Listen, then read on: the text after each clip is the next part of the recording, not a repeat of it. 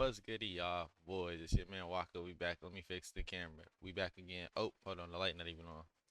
My fault. My fault. All right, my bad. So, this is like, I'm me personally, I'm a big Ben 10 fan myself. I grew up on Ben 10. Wanted to go to Ben 10 land. I don't even know, was that a thing? Ben 10 land? Y'all know what I'm talking about? I wanted to go to Ben 10 land. Ben 10 land was raw. I'll be honest, I fuck with it heavy. But, I used to love Ben 10 24/7. Omnitrix, whatever they, just the whole thing. I used to watch it on repeat all the time. That's probably the best show to the nigga talking about some. Mind you, got a Rolex on his wrist. Switch it and could change into any better nigga. Like what? He's raw. Anyways, the $1 billion franchise that left the best show to rot by Aszki. I can't pronounce his name. Sorry for butchered it.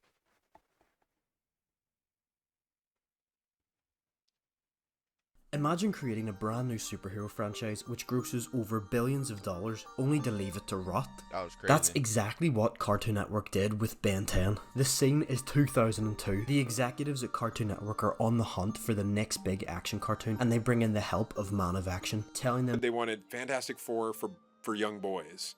Man of Action is a group of comic book artists made up of Joe Casey, Joe Kelly, Duncan Rouleau and Steven Seagal, who worked on big titles such as X-Men and Superman. When called in by Cartoon Network, they pitched 20 different ideas in 20 minutes, telling them you'll know what you're looking for when you hear it. With the deal signed, work began on creating what was then originally known as Force 10. Force 10 still started out with Ben Tennyson, although he looked a little bit different. So did the Omnitrix too, resembling more of an earthly watch. The aliens also looked a little different. Actually, because they weren't even aliens, they were just superheroes originally. Digger later became Wildmutt, Dragonfly obviously Stinkfly. Ghost Freak was still called Ghost Freak, but looked a bit more freaky. Grey Matter was also still called Grey Matter, although he looks more like a demon. Inferno became Heat Blast, which looks very similar to a mix between The Thing and Human Torch, which is funny because They wanted Fantastic Four for young boys. Plant Guy became Wildvine, Razor Jaws, Rip Jaws, Strong Guy, Four Arms. Upgrade still Upgrade, just a lot different. I can't imagine this Upgrade morphing onto anything. And finally Accelerate. Eventually, after realising this concept was already too similar to a DC comic called Dial H for Hero, they eventually went with the familiar idea to use aliens in the Omnitrix as opposed to just mutants or superheroes. After 2 to 3 years of development, Ben 10 premiered on Cartoon Network on the 27th of December 2000. Hey, hold on. I know you heard the little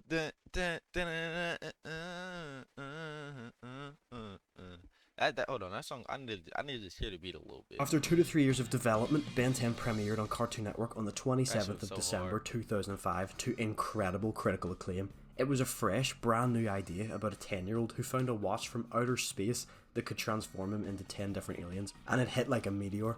Cartoon Network had found lightning in a bottle, and they knew it. Within a year, the Ben 10 brand was selling out in toy stores.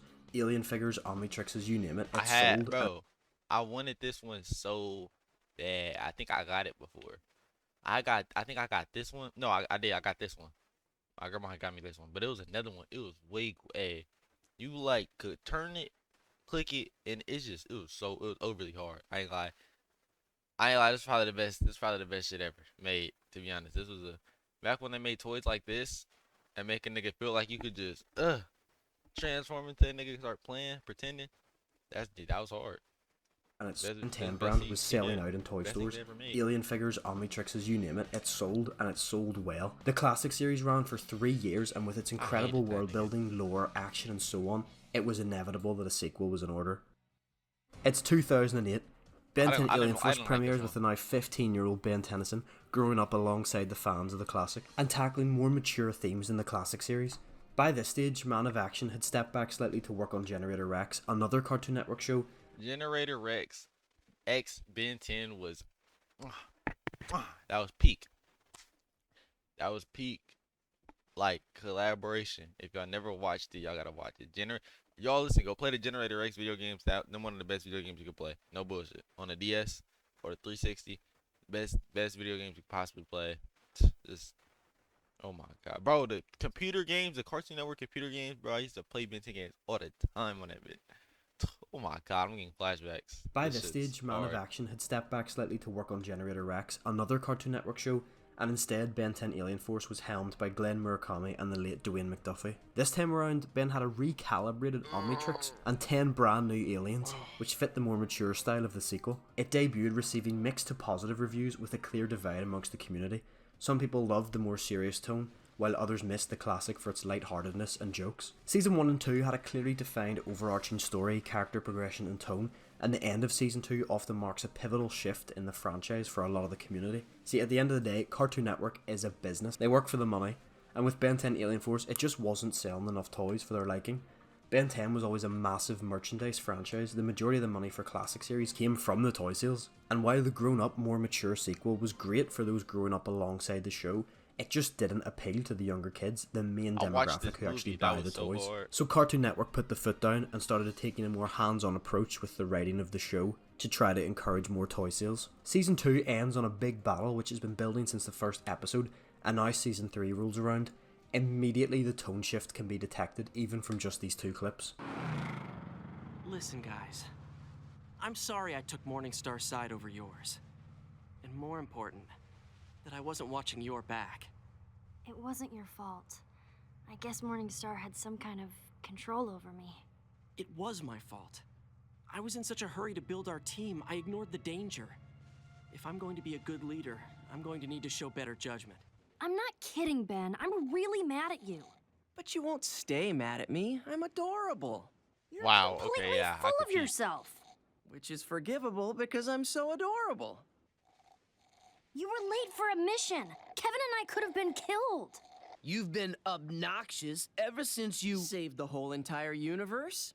See? You're doing it again. Ben was made to be a lot more immature and cocky. New aliens were pumped out to have more toys to sell. The building storyline and stakes now seem to be all over the place, and this threw a lot of people. Unfortunately though, it worked in Cartoon Network's favour, and toy sales did increase after Season 3 premiered, although this was short-lived. The network knew they needed to do more to keep toy sales high, and that brings us to... Premiering in April 2010 in America, this or is the 10th of before. October 2010 for the rest of the world, the third iteration of Ben 10, the sequel to Alien Force, where Ben looks exactly the same, has basically the same aliens, and the same... Why did they do this? Oh yeah, new gimmick. Ben now has the Ultimatrix, a knockoff of the Omnitrix, which has the ability to turn his alien transformations into their ultimate form. It's actually a pretty cool concept. Basically what would happen if we took this alien, locked them in a battleground for a million years, and then see what war-torn, traumatized, shell-shocked nightmare they emerge as. Weirdly enough though, from the 46 aliens Ben has unlocked by this point, only 8 transformations ever actually received an ultimate form, which seems strange considering their main goal was toy sales. You know, you think more ultimates would mean more toys to sell, but, you know, who am I to critique the decisions of Cartoon Network on their biggest franchise? Ultimate Alien was also a mixed bag for its reception. The new Ultimate gimmick, along with Ben's identity being leaked, led to a lot of new avenues for storytelling. Ultimate Alien culminated in this huge battle which spanned many episodes for... You stabbed me. Then Ben gets a new Omnitrix and the Hold on. Ben 10 Like Omniverse that, premieres on the when 1st you of need a August. superhero, he gets the job done. Ben 10. He wears a watch. And this was probably the best. This was the best series. Let's be honest. What do y'all think? Is this the best series? Tell me in the comments. I personally think the Ben 10 Omniverse was the best series they dropped. This shit was a banger. I liked all of them. I didn't really like Alien Force that much, maybe because I was too young. But I didn't fuck with it. But like, nigga, that yeah. Ben 10 these are- Omniverse premieres on the 1st of August 2012, once again with a brand new art style and a handful of new heroes. Omniverse took a weird angle in that they continued on from 16-year-old Ben and Ultimate Alien, but also sometimes did episodes with 11-year-old Ben, supposedly after the summer of the classic series, even though this contradicts Alien Force where Ben says, And we barely used to beat him in the old days. We were like 10 years old. but hey, retcons are a big part of this franchise and I'm not about to get into that. Even First Thinker Asthma's voice and appearance has changed on at least 3 occasions. Although let me know down below if you'd like to see a separate video on that. Omniverse lasted for 8 series and actually had the most episodes out of all the shows so far, but ultimately was cancelled due to low ratings. There's a lot of speculation as to why exactly Omniverse was cancelled, as the season 8 finale teased a space road trip, which unfortunately never came to light. Another cancelled idea was the return of the Negative 10, a sort of rogues gallery for Ben, which debuted in a 2-part finale of the classic series. A Reddit user by the name of Crystal Productions suggests that because of low toy sales, the show was axed and aired off in the early mornings to keep ratings down so that it could be a tax write-off. DC Network That's also fucked chalks up. the low ratings up to the awkward episode earns and suggests Cartoon Network's direction was to move away from action shows. The reason why it did poorly, quote-unquote, ratings-wise is because Cartoon Network mishandled the way they aired the episodes, and that was Christina Miller's Cartoon Network, and I truly believe this when I say this. I genuinely do think that the reason why Ben 10 Omniverse ended was because Christina Miller just wanted to get action off the channel. And that marks the end of Ben 10 Prime as we know it. Until 2016, Well, hold on, cause I could have sworn they came back, and didn't they fight? Didn't all the Ben 10s come back? Spoiler, my bad if you haven't watched it. All the Ben 10s came back and they fought, right? I could have sworn. when Cartoon Network had to wake up their cash cow and milk it for the last few drops it had, giving us this abomination. Yeah, this shit I'm not going to get into terrible. Reboot too much because I personally haven't seen it, but also because it's another massive divide in the community. Some people hate it, some people tolerate it, but it's obviously meant to appeal to the much younger generation, the toy buying generation. It had a good run, actually the longest of all the shows with over 160 episodes, although these were cut down to 11-minute episodes instead of the usual 22. Despite receiving generally negative reviews from critics, in the US the series has been viewed by 41 million viewers across multiple platforms, so the reboot succeeded in what it was made for, to capture a new generation into the world of Ben 10 and to sell them toys. The Ben 10 reboot concluded its run in April 2021, meaning at the date of this recording it has been over 4 years since any new Ben 10 media has been released. Wow. For a franchise which has captured the hearts of millions and grossed over $7.85 billion to just be left on the shelf is insane. But when you look at the state of Cartoon Network today, it becomes even more baffling. Constant reruns of Regular Show, Adventure Time, The Amazing World of Gumball, the exact same shows I used to watch almost 15 years ago now. Cartoon Network really is a shell of its former self. I suppose when you look at the entertainment industry at large nowadays, that's not really anything out of the... I mean, everything's on YouTube, Netflix, you know what I'm saying? Nobody really turns on your TV and be like, let's watch Cartoon Network. Like, even if I was to watch Ben 10, I'll probably, you know, probably pirate it, if I'm being honest. Like, let's all be honest. No, I'm just playing. I wouldn't. Obviously, in GTA, I wouldn't actually pirate nothing. But, I don't know. Nobody watches TV no more. I don't even think I have cable. We just have fucking YouTube and Netflix. If, like, I don't know. Nobody just buys cable no more. The ordinary. Movies are just reboots or rewrites of previously Every loved single classics. Video games are just enhanced editions or remasters. Companies are afraid to take risks creatively now and would much rather bank on the success. Splitgate was a really good game. They got overzealous. Overzealous means they got just too big for themselves, and they should have sold to Epic. Honestly, it was a good idea, but they just, if I was them, I seen the potential, I would have sold to Epic. I don't know. I would have sold to Epic. I think they turned the game off. That was so dumb. I don't know why they did that. Then they came back, made it worse. But yeah. Success of previous titles, which leads everything to just become a little stale. Friday the 26th of July 2024, out of the blue, an article was posted by comicbookclub.com announcing that Dynamite Entertainment has expanded its license with Warner Bros, signing up Ben 10 for a brand new comic book series. Since Dynamite Entertainment is responsible for series like The Boys and Vampirella, it opens the doors for a more mature Ben 10 story, as Kuro the artist puts it best. A Ben 10 story free from the shackles of broadcasting standards can push these stories further and give us stories we may not be able to see on Cartoon Network. I'm not saying just go straight to the blood and gore, but when you write towards a more mature audience, you can have stronger and deeper characters and storylines. Right. But since that article almost a year ago, still no new information has been released. We still have no idea if this is a retelling, a continuation, or just something else entirely. Although if this comic book series sells well, who knows, it may open the door to a Ben 10 animated series like we've never seen before. Thank you for watching. If you enjoyed, please leave a like, maybe even subscribe, but most importantly, please make sure you leave a comment telling me what you loved. I want to watch this one so bad. I ain't gonna lie, this one looks raw because they got Infamous Second Son. Okay, hold on, my fault. This video was really good. Hold on, let me just click this video. Let me just click it and pause it. Let me click it and pause it. But anyways, this video looks like, you know what I'm saying, really good. The Ben 10, that shit was like legendary. My childhood, I ain't gonna lie. Look, I'm gonna tell y'all exactly the breakdown of what I've been watching. So I started off Ben 10, all the Cartoon Network classic. You know what I'm saying? No, Disney XD. I was the Disney type of nigga. I didn't watch Disney or Nickelodeon.